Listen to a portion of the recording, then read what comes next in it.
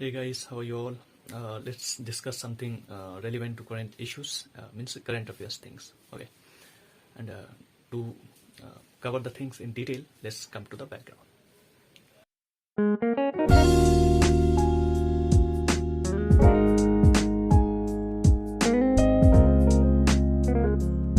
या फ्रेंड्स, आज हम लोग कवर करते हैं यूनियन बजट। ठीक है, 2022 का। ठीक है, ये यूनियन इसलिए ये सेंट्रल लेवल का जो बजट पेश होता है पार्लियामेंट में, उसकी बात की जाएगी।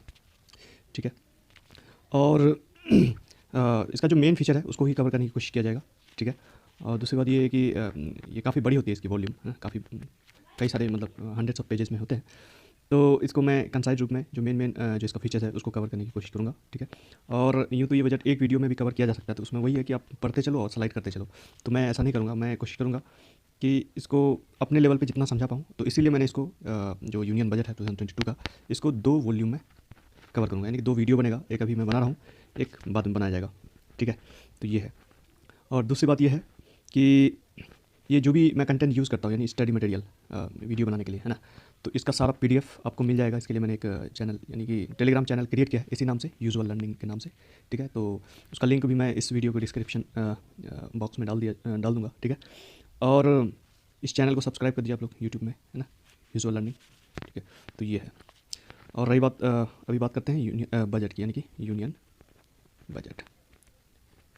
ठीक है, या तो बजट का सवाल, ये बजट जो हम लोग बोलते हैं ना, बजट टर्म कॉन्स्टिट्यूशन में नहीं है। ठीक है, ये चीज़ हम लोग ट्रेडिशनली यूज़ करते हैं इसको, है ना, बट ये कॉन्स्टिट्यूशन में नहीं है। ठीक है, तो कॉन्स्टिट्यूशन में क्या है? कॉन्स्टिट्यूशन में लिखा हुआ है फाइनेंशियल स्टेटमेंट। ठीक है, यानी कि एनुअल फाइनेंशियल स्टेटमेंट ये करके मैंशनड है। ठीक है, और ये होता क्या है कि ओवरऑल लेखा जोखा, जो रेवेन्यू रिसिप्ट जो भी कलेक्ट होती है, रेवेन्यू वगैरह, है ना, वो, और उसका जो एक्सपेंडिचर वगैरह होगा एक साल का एनुअली, है ना, तो उसी का लेखा जोखा होता है ओवरऑल, है ना, बजट में, यानी कि एनुअल फाइनेंशियल स्टेटमेंट में। ठीक है, और चलते हैं आगे में कुछ रिलेवेंस इसका जो कॉन्स्टिट्यूशन से उसको कवर करने के। सबसे पहले तो पहला पेज ये है इसका, ये पीआईबी का ही मटेरियल लिया गया, की features of the budget. Actually इसमें डिस्कस किया जाएगा की फीचर्स बजट का, है ना, ये चीज़ ये यहाँ पे दिया हुआ है ना, तो ये चीज़ को डिस्कस किया जाएगा, और 2022 से 23 का। ठीक है, अब मैं ये बताना चाहूँगा कि जैसे जो भी गवर्नमेंट पास में जो भी पैसे वगैरह होते हैं ना, तो उसको विड्रॉ करने का भी कुछ रूल्स, यानी कि नियम होता है, रूल रेगुलेशन होता है। ऐसे करके नहीं कि गवर्नमेंट जब भी मन चाहा कुछ भी निकाल लिया पैसे, ऐसा नहीं है, है ना। तो उसके लिए जैसा कि यहाँ पे दिया है कि अंडर आर्टिकल 266, है ना, आर्टिकल 266 में ये कहा गया कि जो भी पैसा, चाहे आप कंसोलिडेटेड फंड ऑफ इंडिया से निकालो या फिर पब्लिक अकाउंट, यानी कि पब्लिक पास वगैरह, जो भी पैसा आप विड्रॉ करोगे, गवर्नमेंट, यानी कि गवर्नमेंट जो भी पैसा विड्रॉ करेगी, तो उसके लिए एक लॉ लेकर के आना पड़ेगा पार्लियामेंट में। लॉ पास होने के बाद ही पैसा विड्रॉ किया जा सकता है। ठीक है, तो यानी एक एक पैसे का ही हिसाब होता है इसमें। ठीक है, और आगे का जो आर्टिकल है, जैसे यहाँ पे मैंने मेंशन किया हुआ आर्टिकल 112, यानी आर्टिकल 112, इसमें ही लिखा हुआ है एनुअल फाइनेंशियल, है ना, स्टेटमेंट, समझ लो कि ये वही है। ठीक है, ये ही बजट हुआ, ये आर्टिकल 112 में। ठीक, और बेसिकली क्या है कि आर्टिकल जो है ना, 112 से लेकर के 117 तक, है ना, तो ये फाइनेंशियल एक्टिविटी के बारे में ही डिस्कस किया है, यानी कॉन्स्टिट्यूशन में जो ये आर्टिकल 112 से लेकर 117 तक के लिए। इसी के दरमियान में एक आर्टिकल आता है, आर्टिकल 114, 114, है ना। जैसा कि मैंने बताया कि ऐसे ही नहीं निकाला जाता है पैसा। जैसे पहले इकोनॉमिक सर्वे आया, मैंने कवर किया, तो वो वीडियो आप देख सकते हो ना। उसके बाद एक दिन के बाद एनुअल बजट आता है, बजट आ गया तो एक ओवरऑल एक फिगर दे दिया जाता है कि हाँ इतना रिसिप्ट आने वाला है, इतना एक्सपेंडिचर होगा, ये इस क्षेत्र में करेंगे, ये सेक्टर में होगा। तो अब क्या होगा कि एक एक इसके लिए स्कीम्स बनाया जाएगा, स्कीम फिर इंट्रोड्यूस किया जाएगा पार्लियामेंट में। वो स्कीम पास होता है, तो उस स्कीम में कितना पैसे मतलब लगने वाले हैं, उसके लिए एक अप्रोप्रिएट बिल पास करना होता है पार्लियामेंट से। तो ये आर्टिकल उसी के बारे में बोलता है, आर्टिकल 114, 114, है ना, अप्रोप्रिएट बिल वो पास होता है, फिर वहाँ से पैसा विड्रॉ कर सकता है, फिर वो पैसा आगे जाता है इम्प्लीमेंटेशन के लिए फर्दर।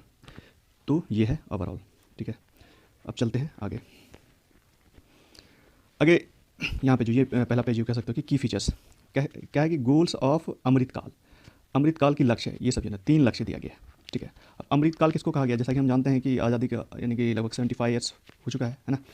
तो उसी टाइम में मतलब क्या कहते हैं कि आज़ादी का 75th इसमें बोला गया था कि आज़ादी की अमृत महोत्सव ऐसे करके, है ना। तो अभी 100 पूरा होने में 25 साल और लगेंगे ना, यानी कि 100 ईयर्स पूरा होने में, है ना। तो इसी पीरियड को, ये जो पीरियड होएगा 25 साल को, इसी को अमृतकाल कहा गया है ना। तो ये पूरा 25 साल का ही एक विज़न ले लिया गया है ना। और उसमें उसी के आधार पे जो फर्दर डेवलपमेंट होएगा, तो ये 25 साल को माइंड में रखते हुए तो इस पीरियड को कहा गया अमृतकाल, ठीक है। जैसा कि इससे पहले हुआ करता था पंचवर्षीय योजना, है ना। पंचवर्षीय 5-5 साल के लिए एक गोल लिया जाता था। हालांकि बजट तो एवरी ईयर आता है, यानी कि एनुअली आता रहता है, लेकिन 5-5 साल का पहले का एक गोल हुआ करता था विजन कि हाँ हमें इंडस्ट्रियल सेक्टर को डेवलप करना है, या फिर एग्रीकल्चरल सेक्टर या सर्विस सेक्टर, जो भी इस तरह से, है ना। तो उसी तरह से ये अमृतकाल जो 25 साल का आने वाले टाइम का जो ना, उसको गोल में रख करके एक ही बार में ये चीज़ किया गया। तो ये गोल्स 3 गोल्स है इसमें। पहला में क्या करा कि focus on growth and all inclusive welfare, है ना। किस पे फोकस रहेगा? ग्रोथ पे, ओवरऑल ग्रोथ जो होता है उस पर, और ऑल इंक्लूसिव वेलफेयर, यानी कि सबके लिए, सबकी खुशहाली के लिए काम किया जाएगा, फोकस इस पे ही रहेगी। दूसरा जो पॉइंट है, प्रमोटिंग टेक्नोलॉजी इनेबल्ड डेवलपमेंट, है ना, energy transition and climate action, यानी कि जो भी डेवलपमेंट जिस हिसाब से जो भी रहेगा, तो उसमें टेक्नोलॉजी को बेस लिया गया, क्योंकि उसको लेकर के, यानी टेक्नोलॉजी के सहारे से ओवरऑल डेवलपमेंट होएगा, है ना। यहाँ कह रहा है क्या, एनर्जी ट्रांजिशन जो है ना, इसके बारे में भी फोकस आएगा। मीन्स कि जो हम लोग अभी एनर्जी यूज़ करते हैं ट्रेडिशनल वे वाला, कौन सा एनर्जी यूज़ करते हैं हम लोग? फॉसिल फ्यूल, है ना, या फिर कोल वगैरह, इस तरह की एनर्जी को हम लोग इस्तेमाल करते हैं, है ना, इलेक्ट्रिसिटी जनरेट वगैरह करने के लिए, है ना। लेकिन अब हम लोग वहाँ से शिफ्ट करेंगे किधर? रिन्यूएबल सोर्स ऑफ एनर्जी की तरफ, जैसे सोलर एनर्जी हो गया, विंड एनर्जी, इस तरह से, है ना। तो ये भी फोकस रहेगा, ठीक। उसके बाद आगे बोल रहा है क्लाइमेट एक्शन। जैसे कि हम लोग जानते हैं कि अभी क्लाइमेट रिलेवेंट बहुत सारा चैलेंजेस है ना, ग्लोबल वार्मिंग, बहुत सारी चीज़ें। इसके रिलेवेंट क्या कहते हैं कि सस्टेनेबल डेवलपमेंट गोल को पे सबको काम करना है वर्ल्ड वाइड, है ना। जैसे हम लोग जानते हैं कि 17 सस्टेनेबल डेवलपमेंट गोल है ना, कि आप डेवलप कीजिए एक सस्टेनेबल वे में। ऐसा नहीं कि कोई भी सोर्स है, रिसोर्सेज वगैरह इस तरह से उसको पूरा ही आप यूज़ कर लें कि आगे के जो कमिंग जनरेशन उसके लिए कुछ बचे ही नहीं। तो हमें डेवलप करना है, लेकिन सस्टेनेबल वे में। तो इसीलिए उसको अचीव करने के लिए 17 गोल्स रखा गया है ना। तो उसमें से 17 गोल में से एक गोल जो है, गोल नंबर कितना? 13, ठीक है। उसमें ये टर्म लिखा हुआ है क्लाइमेट एक्शन, ठीक है, कि क्लाइमेट को प्रोटेक्ट करने के लिए क्या आप एक्शन लेना। तो वो सब चीज़ का भी फोकस है, यानी कि एनवायरनमेंट को प्रोटेक्ट करने के लिए वो भी फोकस रहेगा, ठीक है, ये अमृतकाल में, ठीक है।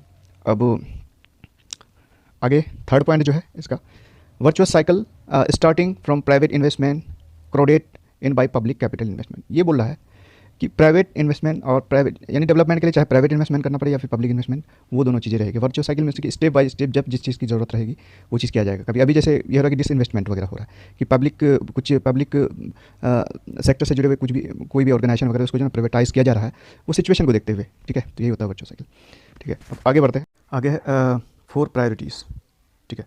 4 प्रायोरिटीज़ में पहला है पीएम गति शक्ति। इसके अंतर्गत क्या होगा कि नेशनल मास्टर प्लान, जिसमें कि इंफ्रास्ट्रक्चर डेवलपमेंट के लिए बहुत सारा मिनिस्ट्री को, है ना, इंटीग्रेट किया जाएगा, ठीक है। और नेक्स्ट है सेकंड वाला है इंक्लूसिव डेवलपमेंट, कि ओवरऑल डेवलपमेंट होना चाहिए, यानी मल्टी डायमेंशनल। थर्ड है प्रोडक्टिविटी, जस्ट अ मोमेंट, इसको थोड़ा सा इनलार्ज करते हैं, है ना। यह प्रोडक्टिविटी इन्हेंसमेंट, ओवरऑल प्रोडक्शन बढ़ाया जाएगा, हर वो चीज़ की प्रोडक्टिविटी बढ़ा दी जाएगी ताकि प्रोडक्शन ज़्यादा हो। एंड इन्वेस्टमेंट वगैरह पे ध्यान दिया जाएगा, है ना। जाहिर सी बात की इन्वेस्टमेंट ज़्यादा रहेगा तो प्रोडक्टिविटी भी बढ़ेगी। उसके बाद बोल रहा है कि सनराइज अपॉर्चुनिटीज़, यानी सनराइज अपॉर्चुनिटी ऐसा कि उभरता हुआ जो भी सेक्टर है, इंडस्ट्रीज़, पर्टिकुलरली अभी बात करते हैं जैसे आर्टिफिशियल इंटेलिजेंस या रोबोटिक्स वगैरह, इस तरह ये सब चीज़ पे फोकस आएगा। उसके बाद एनर्जी ट्रांजिशन, जैसा मैंने बताया था कि फॉसिल फ्यूल या फिर जो भी traditional way of energy resources हम लोग इस्तेमाल करते हैं, उसे हम लोग शिफ्ट करेंगे किधर? रिन्यूएबल सोर्स ऑफ एनर्जी की तरफ, ठीक है, सोलर एंड विंड एनर्जी की तरफ। एंड क्लाइमेट एक्शन, है ना। तो क्लाइमेट को ध्यान में रखते हुए क्या एक्शन प्लान है, वो चीज़ की बात करिए। जैसे ये क्लाइमेट एक्शन के अंतर्गत ये आता है कि हम ट्रेडिशनल वे ऑफ जो भी एनर्जी रिसोर्स वगैरह हम लोग इस्तेमाल करते हैं, उससे हम लोग, उसमें क्या होता है कि पोल्यूशन वगैरह, बहुत सारी चीज़ कोल वगैरह बर्न करते हैं तो पोल्यूशन वगैरह होता है, एनवायरमेंटल इशू होता है, क्लाइमेट चेंज में उसका भी बहुत ज़्यादा रोल हो जाता है ना। तो इसीलिए उससे हम लोग शिफ्टिंग कर रहे हैं रिन्यूएबल सोर्स में, है ना। तो वो क्लाइमेट एक्शन के अंतर्गत ही आता है, और भी बहुत सारी एक्शंस ली जाएगी, ठीक है। तो ये हुआ। अब आगे में यहाँ पे क्या लिखा हुआ है कि नेक्स्ट वाला जो है कि फाइनेंसिंग ऑफ इन्वेस्टमेंट, यानी कि इन्वेस्टमेंट ज़्यादा बढ़े ताकि इकोनॉमिक एक्टिविटी ज़्यादा हो, है ना, जैसे कि ओवरऑल डेवलपमेंट होता है, तो उसके लिए फाइनेंस किया जाएगा, ठीक है। अब फाइनेंस इन द सेंस कि, है ना, ईजी लोन वगैरह प्रोवाइड किया जाएगा, सस्ता लोन वगैरह, ठीक है, ताकि, है ना, ताकि इन्वेस्टमेंट बढ़े इकोनॉमी में। तो ये हुआ। अब आगे चलते हैं।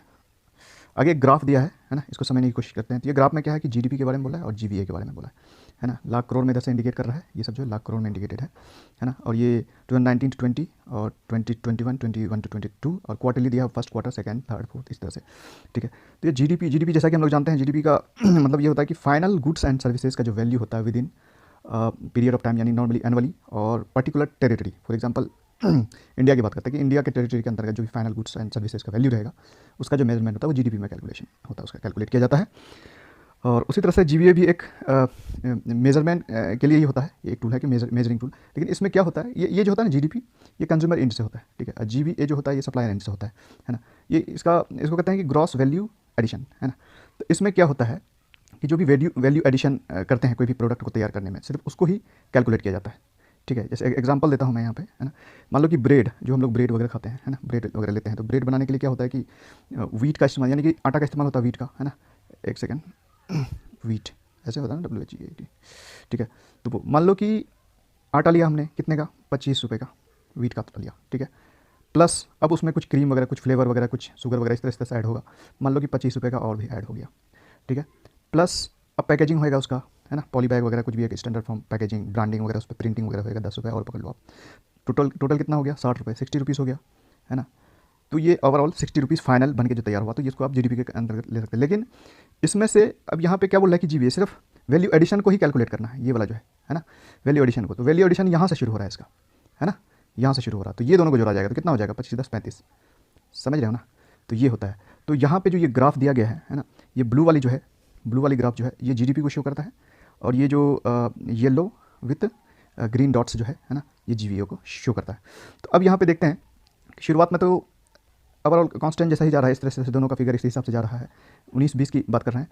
लेकिन थर्ड क्वार्टर के बाद फोर्थ क्वार्टर में ऊपर उठा है ना, ऊपर उठा, यानी कि वैल्यू इसका मतलब कि ऊपर गया है, लाख करोड़ में है ना। ये जो भी दिया गया है लाख करोड़ में है ना। अगर यहाँ पे देखते हैं तो इसकी ही पकड़ लेते हैं, है ना, कि 37 से अबव है, इतना लाख करोड़, लगभग 38-39 लाख करोड़, है ना। अगर इसकी पकड़ते हैं तो 34 लाख करोड़, इस तरह से पकड़ लेते हैं। उसके बाद सडनली डाउन हो गया है ग्राफ। अब डाउन क्यों हुआ, है ना, क्योंकि 2020 का यहाँ पे ये बोल भी रहा है कि फर्स्ट लॉकडाउन, यानी कि फर्स्ट वेव आ गया था कोरोना का। तो सडनली ये सब चीज़ जाहिर सी बात है कि डाउन होएगा। तो उसके बाद रिकवरी होना स्टार्ट हो गया, है ना, 20 से 21 के दरमियान में, हाँ, फर्स्ट क्वार्टर से रिकवरी स्टार्ट हो गया, फोर्थ क्वार्टर तक पहुँचे तो रिकवरी अच्छा खासा ऊपर गया है। उसके बाद फिर सेकंड वेव आ गया है ना, फिर डाउन हो गया। तो अभी स्थिति क्या है कि अभी फिर रिकवरी की स्थिति पे जाएगी, ये जो वेव ओवर होने के बाद। तो ये ओवरऑल है, ठीक है। तो यहाँ पे क्या, recovery of the economy reflective of countries resilience, कह रहा है कि इतना जल्दी जो रिकवरी हो रहा है, तो ये दिखा रहा है कि जो कंट्री उस स्थिति में है ना, कि रिकवर की जा सकती है, कि अगर स्थिति ऐसी भी आ जाए तो ये है, ठीक है। अब आगे, यानी कंट्री की इकोनॉमिक पोजीशन की बात की जा रही है यहाँ पे, ठीक है। अब आगे देखते हैं नेक्स्ट पेज में क्या है। नेक्स्ट पेज में फिर से ग्राफ है ना।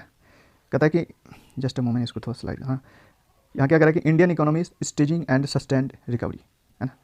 तो ये जो भी दिखा रहा है कि रिकवरी को भी शो कर रहा है, और ओवरऑल यहाँ पे ग्राफ से एक्जैक्टली पता चलेगा। क्या पहला जो ग्राफ दे रहा है कि ये वैक्सीनेशन का दे रहा है कि वैक्सीन कोविड-19 का जो वैक्सीन कवरेज कितना है, परसेंटेज में दिखा रहा है, ठीक है। और यहाँ पे दिखा रहा है कि जनवरी 2021 में, फिर फरवरी में इस हिसाब से बढ़ता गया इस तरह से। ये वाली जो ब्लैक वाली जो है, ये ब्लैक वाली जो है ना, ये 93%। ये क्या दिखा रहा है कि, एक सेकंड, यहाँ पे दिखा रहा है कि परसेंटेज में दिखा रहा है कि adult population with first dose, जो कि फर्स्ट डोज ले चुका है एडल्ट पॉपुलेशन, 93% लोगों ने फर्स्ट डोज ले लिया है, ठीक है।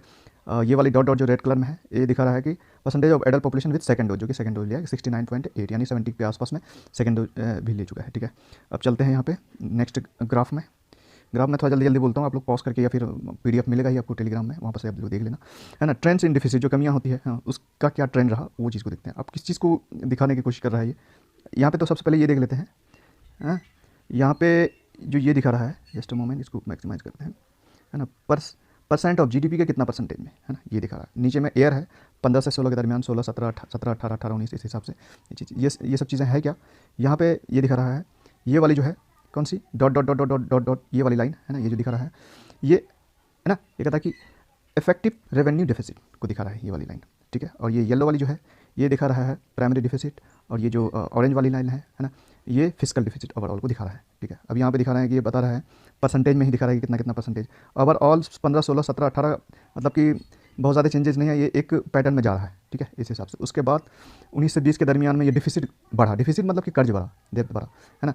तो 19 से 20 के दरमियान में ये चीज़ बढ़ा, इसलिए कि कोविड वगैरह आ गया था, तो कर्ज तो लेना बनता है इसमें, है ना। तो हर लेवल पे बढ़ा है ये चीज़, यहाँ पे देख लो आप, अच्छा खासा बढ़ा है, ठीक है। अभी प्रोजेक्टेड यहाँ पे जैसे फिस्कल डिफिसिट इकोनॉमिक सर्वे में भी कवर किया था कि 9.2 होने वाला है ना, था, एक सेकेंड, 20 के 21 के दरमियान में 9.2 था, अब धीरे धीरे घटा वो चीज़, ठीक है। फिर इस हिसाब से अभी आप देख लो 22-23 में क्या रहने वाला है, इस तरह से ये सारी फिगर्स हैं, ठीक है। आप चलते हैं आगे एक और ग्राफ है, ये दिखा रहा है trends in quarterly capital expenditure, जो होता है कि एक्सपेंड जो करते हैं, पैसे जो स्पेंड करते हैं डेवलप कोई एसेट क्रिएशन के लिए, यानी कि कैपिटल एक्सपेंडिचर के अंतर्गत ही आ जाता है ना। तो यहाँ पे ये ट्रेंड क्या कर रहा है, एक सेकेंड, यहाँ पे रुपीज़ है 1000 करोड़ में, ये दिखा रहा है, ठीक है।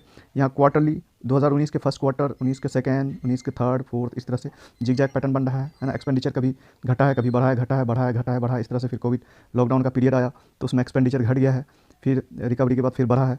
तो इस हिसाब से ये पैटर्न इस हिसाब से चल रहा है, ठीक है। अब आगे बढ़ते हैं नेक्स्ट पैराग्राफ में, नेक्स्ट इसमें ग्राफ में ये दिखा रहा है किस चीज़ को, CPIC यानी कि consumer price index combined and WPI यानी कि होलसेल प्राइस इंडेक्स, इन्फ्लेशन को यानी कि महंगाई को परसेंटेज में दिखा रहा है, ठीक है। तो यहाँ पे ये सब जो दिखा रहा है, ये वाली जो ग्रे कलर की है, ये सब ये गैप दिखा रहा है कि CPI और WPI के दरमियान में जो गैप है उसको दिखा रहा है। और ये वाली जो कलर है डार्क ब्लू टाइप का, ये होलसेल प्राइस इंडेक्स को दिखा रहा है। और ये जो है येलो वाली, ये दिखा रहे हैं कंज्यूमर प्राइस इंडेक्स को, है ना। 2018 के दरमियान में इस हिसाब से बहुत ज़्यादा गैप नहीं है। 18 के बाद जो 19-20 आते आते काफ़ी गैप रह गया दोनों में। अभी तो बहुत ज़्यादा ऊपर है। कौन सा? होलसेल प्राइस इंडेक्स में काफ़ी महंगा है, यानी कि इन्फ्लेशन काफ़ी हाई है यहाँ पे, ये चीज़ है, इसलिए ये बहुत बड़ा गैप दिखा रहा है यहाँ पे, ठीक है। अब आगे चलते हैं, आगे एक और ग्राफ है, ठीक है। तो ये है net addition in EPF subscribers in lakhs, यानी कि एम्प्लॉयमेंट प्रोविडेंट फंड जो होता है उसका सब्सक्रिप्शन की बात कर रही है कि लाख में कितने, है ना। 2018 से दिखा रहा है, 18-19 इस तरह से दिखा रहा है, बढ़ा है, घटा है, बढ़ा है, घटा, लाख करोड़ में, यानी 10.2 लाख 2020 के दरमियान में, है ना। इतने लोगों ने सब्सक्राइब किया है EPF फंड में, है ना। उसी तरह से फिर घटा है, कोविड आने के बाद फिर बढ़ा है, फिर घटा, इस तरह से ये एक ग्राफ चल रहा है। आप लोग पॉज करके इसको आराम से पढ़ना, ठीक है। अब यहाँ पे नेक्स्ट वाला जो है ये क्या बताने की कोशिश कर रहा है, ये कह रहा है कि फॉरेन एक्सचेंज रिजर्व जो डॉलर जो होता है US डॉलर में, है ना। एंड ये बोल रहा है कि इम्पोर्ट कवर्स 2019 से 20 के दरमियान पहला quarter, second quarter, third quarter इस हिसाब से दिखा रहा है। ये US डॉलर बिलियन में है ना, बिलियन US डॉलर में, है ना। 2019 के फर्स्ट क्वार्टर में 430 बिलियन, है ना, US डॉलर फॉरेन रिजर्व हमारे पास था, फॉरेक्स था, है ना। और उस टाइम में अगर देखा जाए लगभग, है ना, 7 महीने का जो है ना हम लोग इंपोर्ट कर सकते थे। उसी तरह से बढ़ता गया, अच्छा खासा बढ़ा है। और एक पीरियड ऐसा था, अगर ये देखते हैं कि हम इंपोर्ट कितना कवर कर सकते थे, ये वाला पीरियड जो देख रहे हैं यहाँ पे, जैसे मोमेंट, ये वाली जो पीरियड है ना, तो यहाँ पे लगभग कि हमारे पास, यानी कि इसको सीधा करते थे, लगभग 18 महीने का जो है ना इंपोर्ट का रिजर्व हमारे पास था, है ना। तो अभी का जो करंट है ना, 2021 से 22 का थर्ड क्वार्टर की बात कर रहा है, यहाँ पे थर्ड क्वार्टर की बात कर रहा है ना। तो ये अभी लगभग कितना है इकोनॉमिक सर्वे में, 633-34 के दरमियान में मिलियन US डॉलर हमारे पास फॉरेक्स है, फॉरेन एक्सचेंज रिजर्व, जो कि ये लगभग 13 महीने का, यहाँ पे ग्राफ आ रहा है ना, 13 महीने का हम लोग इंपोर्ट कर सकते हैं। इंपोर्ट क्या करते हैं? पेट्रोलियम वगैरह या कुछ भी इस तरह का स्टफ्स, इंडस्ट्रियल स्टफ्स वगैरह। तो ये चीज़ है, ठीक है। अब चलते हैं आगे, PM गति शक्ति, ठीक है। PM गति शक्ति आगे बोला था, उसका डिटेल है यहाँ पे, है ना। अब इसमें क्या कर रहा है कि ड्रिवन बाई 7 इंजन्स, ये PM गति शक्ति समझ लो कि एक फ्राइट ट्रेन है, इसको ड्राइव कर रहा है कौन? 7 इंजन ड्राइव करेगा, है ना।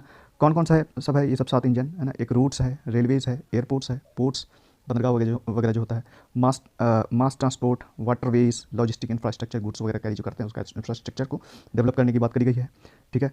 और नेक्स्ट पॉइंट है national master plan aimed at world class modern infrastructure, तो वर्ल्ड लेवल का जो ना मॉडर्न इंफ्रास्ट्रक्चर को डेवलप किया जाएगा। एंड लॉजिस्टिक से सिनर्जी, यानी कि जो भी मोड ऑफ ट्रांसपोर्टेशन है लॉजिस्टिक के लिए, चाहे वाटर, लैंड ले लो या फिर एयर ले लो, सबको एक तरह से इंटीग्रेट किया जाएगा। ये ध्यान में रखना कि एक modern world class infrastructure develop किया जाएगा। आगे है, ये सारा PM गति शक्ति के अंतर्गत ही आ रहा है ना। Formulation of master plan for expressways, यानी कि हाईवेज रूट वगैरह जो बनता है, 4 लेन 6 लेन इस तरह से, है ना, उसकी बात करी गई है कि कंप्लीटिंग कितना 25,000 किलोमीटर नेशनल हाईवे बनेगा 2022 से 23 के दरमियान में। इन्होंने ये घोषणा किया है। अब कितना बनता है ये देखने वाली बात है ना। बहरहाल इतना घोषणा किया गया है। क्वेश्चन में फिगर भी दिया जा सकता है कि कितने की बात हुई है कि कितना 1000 किलोमीटर नेशनल हाईवे को डेवलप किया जाएगा 22 के 23 के दरमियान में, ठीक है। आगे चलते हैं, यहाँ बोल रहा है unified logistic interface platform allowing data exchange होएगा, है ना। यूनिफाइड लॉजिस्टिक प्लेटफॉर्म इस तरह से क्रिएट किया जाएगा among all modes of transport, बोला ना कि वाटर, लैंड या फिर कोई भी मोड्स, उसके लिए एक कॉमन प्लेटफॉर्म क्रिएट किया जाएगा जहाँ पर से कि डेटा एक्सचेंज किया जाए ताकि कन्वीनियंट हो, आगे सुविधाएं हो, ठीक है। तो ये चीज़ है। और आगे बोल रहा है open source mobility stack for seamless travel of passengers, जैसे एक स्टेट से दूसरे स्टेट जाते हैं व्हीकल वगैरह लेकर के, है ना। प्रॉब्लम होता है बॉर्डर क्रॉस करने में, बहुत सारा चीज़ डॉक्यूमेंटेशन इशू है ना बॉर्डर क्रॉस। अभी वो चीज़ नहीं होगा, कुछ इस तरह से होगा कि आप ऑल ओवर इंडिया कहीं पे भी मूव कर सकते हैं कोई व्हीकल से, तो वही चीज़ की बात की जा रही है ना। तो ये है। और यहाँ पे है ये वाली पॉइंट जो है, इसमें बोल रहा है कि 4 multi modal logistic parks create किया जाएगा। मल्टी मॉडल लॉजिस्टिक पार्क जहाँ पे गुड्स वगैरह जो कैरी करते हैं तो वो एक ऐसा पार्क रहेगा जहाँ पे हर वे सुविधाएं प्रोवाइड किया जाएगी, कोल्ड स्टोरेज से लेकर के गोडाउन वगैरह, वेयर हाउस वगैरह, या फिर इस तरह से कस्टमर सपोर्ट, कस्टमर सर्विस, बहुत सारी चीज़ें होएगी। 4 इस तरह का पार्क क्रिएट किया जाएगा, ठीक है। और ये किस तरह से होएगा? PPP through PPP to be awarded 2022 से 23 के दरमियान। PPP में से कि पब्लिक प्राइवेट पार्टनरशिप है ना, गवर्नमेंट का भी प्राइवेट सेक्टर का भी पार्टनरशिप, दोनों मिला करके परसेंटेज में, है ना, कितना परसेंटेज क्या स्टेक रहेगा किसका, तो इस हिसाब से रहेगा। ये लॉजिस्टिक पार्क की बात की जा रही है। अब आगे चलते हैं। आगे बोल रहा है क्या? Integration of postal railways network, railway का हो या फिर पोस्टल पोस्ट ऑफिस वगैरह, इसका नेटवर्क को इंटीग्रेट किया जाएगा ताकि ये फैसिलिटेट करे क्या? Parcel movement. पार्सल जो भेजते हैं ना हम लोग, चाहे बाय पोस्ट भेजते हैं, बाय रेलवे भेजते हैं, तो उसको इंटीग्रेट किया जाएगा ताकि आसानी हो, ठीक है। अब आगे का है 1 स्टेशन 1 प्रोडक्ट, है ना। कोई एक स्टेशन है, रेलवे स्टेशन मान लो, कोई भी स्टेशन, हाँ, तो उस वहाँ के इर्द गिर्द में कोई एक इंडस्ट्री को प्रमोट किया जाएगा। मान लो कि गारमेंट्स या फिर वेजिटेबल्स या फिर फ्रूट्स वगैरह, कुछ भी इस तरह से, लेदर वगैरह, है ना, तो वही चीज़ 1 स्टेशन 1 प्रोडक्ट ये प्रमोट किया जाएगा बिजनेस एक्टिविटी के लिए। आगे है एक्सटेंडिंग कवरेज अंडर कवच। कवच एक इस तरह से है कि इंडिजीनियसली डेवलप किया जाएगा, यानी कि इंडियन टेक्नोलॉजी का इस्तेमाल करते हुए, यानी कि रेलवे कोचेज़ वगैरह की बात की जा रही है। यहाँ पे बोल रहा है कि 400 new generation of Vande Bharat trains, लगभग 400, है ना, ट्रेन इस तरह से बनाया जाएगा, ठीक है, वंदे भारत ट्रेन। अब आगे है multi modal connectivity between mass urban transport, urban level पे जो भी ट्रांसपोर्टेशन होता है ना, उससे और रेलवे स्टेशन से कनेक्टिविटी की जाएगी, ठीक है। और आगे है national ropeways development plan as sustainable alternative to, किसके लिए? अल्टरनेटिव टू कन्वेंशनल रोड्स, है ना। कहता है कि रोपवेज बनाया जाएगा, मतलब कि जो ट्रॉली वगैरह जो रस्सी वाला इस तरह से होता है ना, हिली रीजन में जहाँ पे कि काफ़ी डिफिकल्ट टेरेन होता है, वहाँ पे जो कन्वेंशनल जो भी ट्रेडिशनल रोड्स वगैरह मुश्किल हो जाता है बनाने में, तो वहाँ पे रोपवेज का सुविधा प्रोवाइड किया जाएगा। उसके बाद बोला capacity building for infrastructure project, infrastructure project के लिए कैपेसिटी बिल्डिंग भी की जाएगी, यानी कि ये चीज़ का ध्यान रहेगा कि इंफ्रास्ट्रक्चर डेवलपमेंट हो। अब आगे का देखते हैं क्या है, just a moment. Agriculture and food processing, है ना, एग्रीकल्चर और फूड प्रोसेसिंग इंडस्ट्री की बात की गई है यहाँ पे। Promoting chemical free natural farming starting with farmers land close to river Ganga. कहता है कि ऐसा फार्मिंग जिसमें कि जैसे हम लोग ये सब इस्तेमाल करते हैं, फर्टिलाइज़र वगैरह, यूरिया, पोटास, इस तरह से, है ना, तो उसमें केमिकल युक्त होता है, वो इस्तेमाल ना होकर के जो ट्रेडिशनल इस तरह से जो होता है, ये कहते हैं ऑर्गेनिक फार्मिंग, जिसमें कि इस तरह का कोई भी फर्टिलाइज़र इस्तेमाल नहीं किया जाएगा, है ना, गोबर खाद वगैरह ये सब का ही इस्तेमाल होगा जो ट्रेडिशनल होता है ना। और ऐसा कहा जाता है कि गंगा नदी के, गंगा रिवर जो है उसके किनारे 5 किलोमीटर के कॉरिडोर में, है ना, इस तरह का ही फार्मिंग किया जाएगा, ठीक है, ये चीज़ है। नेक्स्ट पॉइंट बोल रहा है promoting post harvest value addition की बात करी गई है ना। पोस्ट हार्वेस्ट जो भी फसल तैयार करते हैं ना, value addition, consumption and branding of millet product बाजरा वगैरह जो होता है ना, उसके लिए वो बोल रहा है कि पोस्ट हार्वेस्ट जब मालिश वगैरह करके तैयार हो जाता है उसके बाद जो उसमें वैल्यू एडिशन, ब्रांडिंग वगैरह किया जाएगा। अब आगे देखते हैं, इधर बोला है delivery of digital and high tech services to farmers in PPP mode. यहाँ पे भी पब्लिक प्राइवेट पार्टनरशिप मोड में होएगा। ये बोला कि पूरा डिजिटाइज करने के इसमें है कि फार्मर्स को जो ना ये सब चीज़ की सुविधा प्रोवाइड की जाएगी, है ना। डिलीवरी किसके थ्रू? डिजिटाइज किया जाएगा, यानी कि हाईटेक वगैरह इस तरह से, है ना। यहाँ पे जैसे कि ड्रोन वगैरह का ये सब किया जाएगा, आगे में है भी यहाँ पे यूज़ ऑफ किसान ड्रोन्स टू एड फार्मर्स। जैसे ड्रोन्स वगैरह से लेते हैं उसमें इमेज क्लिक करते हैं, वीडियो बनाते हैं, तो उसके साथ साथ अब यहाँ पे ये है कि इस ड्रोन की सहायता से बहुत सारी चीज़ें जैसे पेस्टिसाइड या इंसेक्टिसाइड ये सब का छिड़काव वगैरह भी, या कोई चीज़ की डिलीवरी के लिए भी ड्रोन का सहारा लिया जाएगा, है ना। तो ये PPP मोड में होएगा, ठीक है, ये चीज़ है। अब आगे देखते हैं, ये वाला पॉइंट है, just a moment. Launching fund with blended capital to finance agriculture startup. Agriculture product से डील करने के लिए जो भी स्टार्टअप आएगा उसको, यानी कि फाइनेंस करने के लिए फाइनेंस की सुविधा प्रोवाइड किया जाएगी, एक फंड क्रिएट किया जाएगी, समझ लो। अब आगे है नेक्स्ट पैराग्राफ, नेक्स्ट ग्राफ है, ठीक है, इसको थोड़ा सा मैक्सिमाइज कर लेता हूँ मैं, बहुत बारीक से लिखा हुआ है इसमें। नेक्स्ट ग्राफ क्या कह रहा है? लाख टन में है, ठीक है, और ये ईयर दिखा रहा है 2018-19 ब्लू वाला, ठीक है, और ये ऑरेंज वाला 19-20, ग्रे 20-21, येलो 21-22, ठीक है। और यहाँ पे क्या है? इन्हेंस्ड प्रोक्योरमेंट, प्रोक्योर जो करते हैं to support, just a moment, higher distribution during pandemic. इस तरह का जो भी सिचुएशन आ जाता है, पैंडमिक लाइक सिचुएशन आ जाता है, उस टाइम में इस्तेमाल करने के लिए फूड ग्रेन्स वगैरह को प्रोक्योर किया जाएगा। तो अब यहाँ पे बोल रहा है कि आप राइस की बात बोल रही है कि राइस के लिए अगर 18-19 के दरमियान में देखो राइस लगभग कितना लाख टन था, 450 लाख टन इस तरह से, है ना। 1920 के दरमियान में इतना 500+ लाख टन, है ना। 20-21 में अच्छा खासा था 600, राइस की बात कर रहा हूँ, लाख टन, है ना। 21 से 22 के दरमियान में घट गया राइस का प्रोक्योरमेंट। फिर वीट की बात करते हैं, है ना। वीट में वीट का इसी सब है, 300 प्लस ही है सब कुछ, 18 से 18, 19, 20, 21 तक के दरमियान में है ना। लेकिन 21 से 22 के दरमियान में राइस का वीट का प्रोडक्शन यहाँ पे अच्छा खासा हुआ है, ठीक है। तो ये इसका ग्राफ था। अब आगे चलते हैं, ये वाला कौन सा ग्राफ है, ये क्या कह रहा है कि record food grains production in million turns, है ना। फूड ग्रेन का प्रोडक्शन हुआ अच्छा खासा, ये कहने का मतलब हो गया, ठीक है। मिलियन टन्स में है ये, ठीक है। और 2014 से 15 में इतना था लगभग, यानी 250 मिलियन टन्स रहा होगा इस तरह से अगर इसको सीधा करते हैं।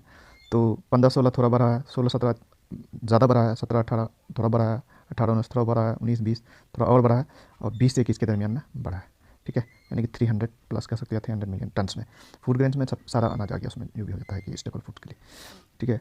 अब यहाँ पे एक चीज़ बोल रहा है, केन बेतवा इम्प्लीमेंटेशन ऑफ क्या, Ken Betwa link project benefiting, कहता है केन और बेतवा 2 रिवर है, ठीक है। ये 2 रिवर एमपी और यूपी के दरमियान में, यानी कि जमुना नदी से, जमुना नदी की ट्रिब्यूटरी है। मान लो कि ये जमुना नदी है, एक रिवर इधर से है ना, एक इधर से है, मान लो कि इधर ये बेतवा है, ये केन है, तो इसको इंटरलिंक किया जाएगा। दूसरा कलर ले लेते हैं, ठीक है। यहाँ से मान लो कि ऐसे ऐसे करके जोड़ दिया जाएगा। इसको अगर जोड़ दिया गया, ये यमुना रिवर है ना, ये बेतवा मान लिया है, ये केन मान लिया, तो इसको इंटरलिंक कर दिया गया। तो इसको इंटरलिंक करने पे होगा क्या बेनिफिट ये होगा कि 9.1 लाख हेक्टेयर फार्म लैंड, यानी कि 1 हेक्टेयर में जानते हैं कि 2.5 एकड़ के आसपास होता है, इतना फार्म लैंड जो होता है खेती जिसमें करते हैं, उसको बेनिफिट मिलेगा। किस चीज़ का, कि पानी वानी सिंचाई वगैरह के लिए उसको वो बेनिफिट मिलेगा, ठीक है। प्रोवाइडिंग ड्रिंकिंग वाटर वगैरह भी मिलेगा। आप उधर से नदी क्रॉस करेगी तो जाहिर सी बात की ड्रिंकिंग वाटर उधर से ट्रीट करके उसको इस्तेमाल किया जा सकता है, ठीक है। उसके बाद वो ड्रिंकिंग वाटर कितने लोगों को मिलेगा, 62 लाख पीपल को मिलेगा। और इलेक्ट्रिसिटी भी जनरेट होगा, वहाँ पे डैम वगैरह बनेगा तो 130 मेगावाट पावर भी जनरेट होगा, ये समझ लो आप। नेक्स्ट पॉइंट है 5 more such projects under process of implementation. इसी तरह का केन बेतवा लाइक प्रोजेक्ट जो है ना, 5 और भी प्रोजेक्ट क्या कहते हैं कि आएगा, यानी कि इंप्लीमेंटेशन होगा उसका, ठीक है। जैसे कोसी मेची वगैरह सब का नाम सुना होगा, वो भी इसी तरह का प्रोजेक्ट है। अब आगे एक और ग्राफ दिया हुआ है, resilient growth in agree sector की बात कर रहा है कि एग्रीकल्चर सेक्टर में बहुत ज़्यादा हार्म नहीं हुआ, कोविड वगैरह कुछ भी इस तरह से आए, यहाँ पे एक तरह से दिया गया है ना। अब ये फिगर किस चीज़ में, ठीक है, ये देखो, अगर इसको पकड़ लेते हैं परसेंटेज में ही है ये है ना, 6.8 में 16-17 के दरमियान में जो एग्रीकल्चर सेक्टर था 6.8% था, 17-18 6.6 थोड़ा सा घटा, 18-19 में अच्छा खासा घट गया था 2.6, 19-20 पिकअप पकड़ा है 4.3, 20-21 3.6 थोड़ा घट गया है, 21-22 यानी कि यहाँ से यहाँ तक आपका पैंडेमिक चल रहा है ना, तो 21-22 में 3.9 यानी कि बढ़ा है, ठीक है। तो ये चीज़ है, ठीक है, तो ये चीज़ है। अब आगे चलते हैं इसमें, ये प्रोजेक्टेड ही है ये, ठीक है। अब आगे चलते हैं इसमें, एजुकेशन वाला क्या रहेगा, universalization of quality education provide किया जाएगा, यूनिवर्सल बनाया जाएगा। अब उसके लिए क्या है इसमें, है ना, 1 class 1 TV channel programme to be expanded to 200 TV channels, यानी कि 200 टीवी चैनल डेडिकेट किया जाएगा एजुकेशन के लिए।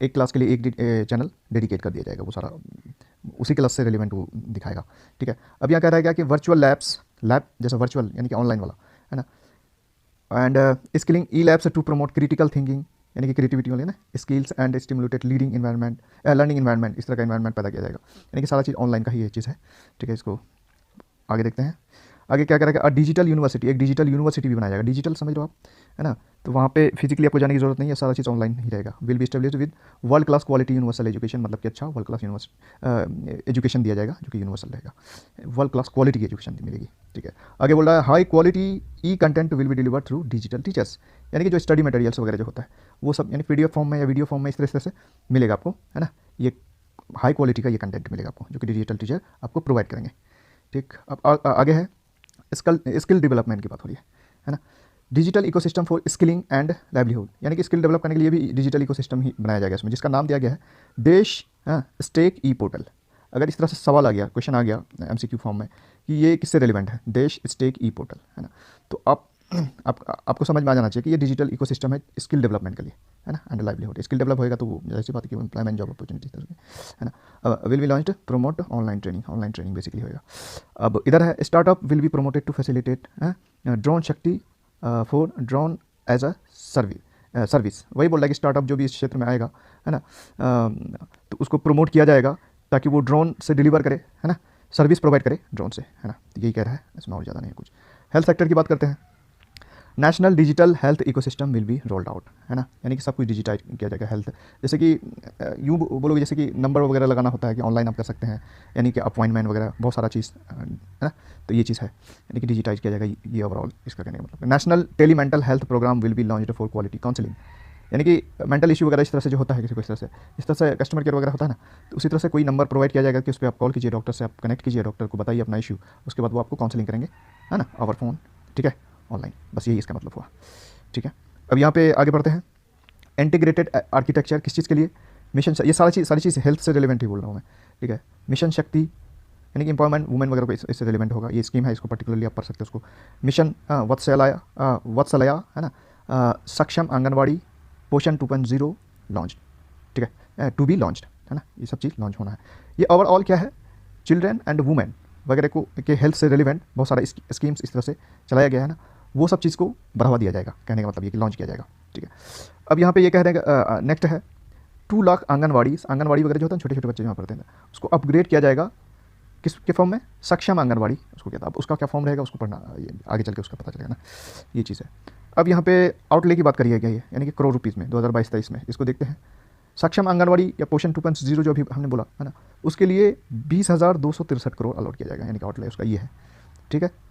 उसके बाद PM पोषण एक और स्कीम है ये, है ना, PM पोषण, तो इसमें 10,200 इतना फिगर में दिया है। मिशन वत्सलया 1,472 करोड़ है ना, और मिशन शक्ति जो है ना 3,184 इतना है फिगर में है, इसको आप देख सकते हैं ओवरऑल। अब आगे है एक नेक्स्ट पेज में, all inclusive welfare focus, all inclusive यानी कि ओवरऑल सबकी वेलफेयर यानी कि कल्याण होनी है, उस पर फोकस रहेगा। पहला पॉइंट है हर घर नल से जल, यानी कि हर घर में नल से जल जाएगा, यानी ट्रीटेड वाटर जाएगा, ताकि आप वाटर से, यानी कि वाटर में आयरन आर्सेनिक बहुत सारी चीज़ें होती हैं, उससे बीमारी हो जाती है, तो इसलिए नल से जल जाएगा आपके घर में, है ना, ताकि आप उसको इस्तेमाल करें और जल की आपूर्ति भी हो आपकी, जो भी इस्तेमाल के लिए होता है। कह रहा है कि 3.8 crore household to be covered in 2022 से 23 में 3.8 लगभग 4 करोड़ हाँ घरों को मिलेगा नल से जल, ठीक। सेकेंड पॉइंट है PM आवास योजना, घर वगैरह जो बनाता है, 80 lakh houses to be completed 22 से 23 के दरमियान 80 लाख हाउस कंप्लीट किया जाएगा PM आवास योजना के अंतर्गत।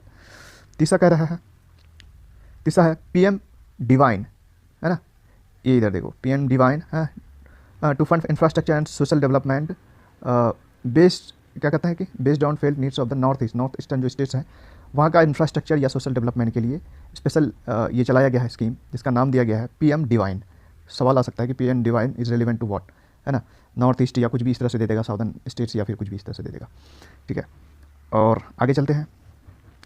Aspirational blocks programme for development of lagging blocks of aspirational districts, हमने सुना है ना कि एस्पिरेशनल डिस्ट्रिक्ट्स जिसको कोई ऐसा डिस्ट्रिक्ट जिसको कि डेवलप किया जाएगा। अब उस डिस्ट्रिक्ट, वो जो एस्पिरेशनल डिस्ट्रिक्ट है, उसके एक एक डिस्ट्रिक्ट के अंतर्गत हम जानते हैं कई सारे ब्लॉक्स आता है, वैसा डिस्ट्रिक्ट, वैसा एस्पिरेशनल डिस्ट्रिक्ट जिसके अंतर्गत कई सारा ब्लॉक है, उसमें से कोई ऐसा ब्लॉक होगा जो कि पिछड़ा होगा, तो उसको टारगेट किया जाएगा, तो उसके लिए एक प्रोग्राम चलाया जाएगा एस्पिरेशनल ब्लॉक्स प्रोग्राम, और उस ब्लॉक को डेवलप किया जाएगा, यही कहने का मतलब हुआ। अब यहाँ पे वाइब्रेंट विलेज प्रोग्राम, एक प्रोग्राम ये है, ठीक है, वाइब्रेंट विलेज प्रोग्राम इधर है ना, इसको targeting development of villages on the northern border left out from the development gains. Northern border, India का जो नॉर्दर्न साइड का जो बॉर्डर है, उधर का जो विलेजेस वगैरह है वो उधर उतना ज़्यादा डेवलप नहीं हो पाया है, डेवलपमेंट, है ना, तो इसीलिए उसको टारगेट किया जाएगा वाइब्रेंट विलेजेस प्रोग्राम। तो ये सवाल आ सकता है कि किधर का है, नॉर्दर्न साउदर्न विलेज को डेवलप किया जाएगा या नॉर्थ ईस्टर्न विलेज को डेवलप किया जाएगा, तो ये नॉर्दर्न बॉर्डर के जो भी विलेजेस है उनको किया जाएगा, ठीक। नेक्स्ट पॉइंट है, छठा पॉइंट है digital banking by post offices, है ना, डिजिटल बैंकिंग की सुविधा पोस्ट ऑफिस में भी मिलेगा, यानी ये कह सकते हो 100% of post office to come on the core banking system, जो नॉर्मल बैंकिंग जो SBI या फिर पंजाब नेशनल बैंक इस तरह से जो है ना सारी कोर बैंकिंग सिस्टम आते हैं, तो वो पोस्ट ऑफिस में भी ये सुविधा होगी, यानी कि ATM वगैरह सारा चीज़ आपको मिलने वाला है इस तरह से पोस्ट ऑफिस से भी। अब कह रहा है कि डिजिटल पेमेंट्स वगैरह जो हम लोग जैसे कहते हैं गूगल पे, पेटीएम, इस तरह से, है ना, तो उसी की बात की जा रही है कि शेड्यूल कमर्शियल बैंक जो भी है, तो टू सेटअप कितना 75 डिजिटल बैंकिंग यूनिट सेटअप करेगा 75 डिस्ट्रिक्ट में, जो भी शेड्यूल कमर्शियल बैंक है उसको ये चीज़ टारगेट मिला है। आगे चलते हैं, आगे MSME की बात की जा रही है, यानी कि MSME यानी micro small and medium enterprises, यानी कि इंडस्ट्रियल डेवलपमेंट की बात हो रही है ना, माइक्रो एंड स्मॉल लेवल की। यहाँ पे पहला में क्या बोल रहा है कि इंटरलिंकिंग वेरियस पोर्टल्स, जो MSME से जुड़ा हुआ बहुत सारा पोर्टल है उनको इंटरलिंक किया जाएगा, ठीक है। और उसके बाद दूसरा चीज़ ये है extending ECLGS with focus on hospitality and related enterprises. Basically इसका फुल फॉर्म से ही आपको पता चलेगा, देखो ECLGS का मतलब होता है क्या, emergency credit line guarantee scheme, यानी कि उसको फाइनेंशियल सपोर्ट किया जाएगा इमरजेंसी के तौर पे जो भी MSME से जुड़े हुए, ये आप समझ लो। फिर ये वाला पॉइंट है, ये तो हो गया, ये पॉइंट है रिवैम्पिंग CGTMSE की यहाँ पे है लिखा हुआ credit guarantee fund trust of micro small enterprises के लिए क्रेडिट गारंटी के लिए एक फंड क्रिएट किया गया, इसको रिवैम्प किया जाएगा, यानी कि उसको फिर से बूस्ट किया जाएगा, यूँ समझ लो आप। ठीक है। अब यहाँ पे नेक्स्ट जो है raising and accelerating MSME performance, ये देखो ये शॉर्ट में कर दिया है रैम्प, यहाँ से लो आप रेजिंग एंड एक्सेलरेटिंग एमएसएमई यानी कि micro small and medium enterprise को एक्सेलरेट किया जाएगा, रेज किया जाएगा इसके परफॉर्मेंस को, जिसको कि रैम्प दिया गया शॉर्ट में, ठीक है। Programme will be rolled out. तो ये है। अब चलते हैं आगे नेक्स्ट पेज पे। अच्छा ये ख़त्म हो गया, ठीक है, निकलते हैं बाहर। सो फ्रेंड्स, कैसा लगा आज का वीडियो? अगर अच्छा लगा हो तो इस चैनल को सब्सक्राइब कर दीजिए और साथ ही बेल आइकन को भी प्रेस कर दीजिए, ताकि इस तरह का जो भी इंफॉर्मेटिव वीडियोस अपलोड हो तो इसकी नोटिफिकेशंस आपको मिल सके प्रॉपर टाइम पे, ठीक है। और साथ ही अपने फ्रेंड्स में भी शेयर कर सकते हो आप, ठीक है, ताकि उनको भी इस तरह की वीडियो मिल सके। So this is all for today, bye bye and take care.